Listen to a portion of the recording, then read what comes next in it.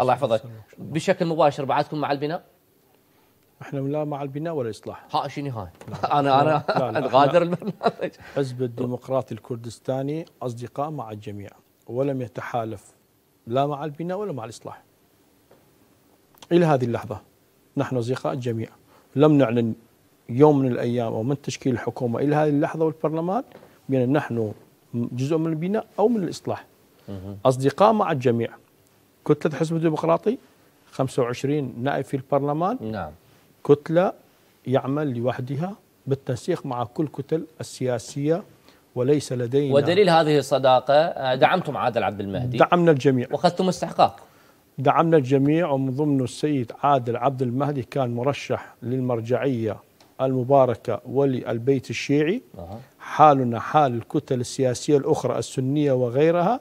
دعمنا واحترمنا راي البيت الشيعي، وتم نيل الثقه للسيد عادل عبد المهدي.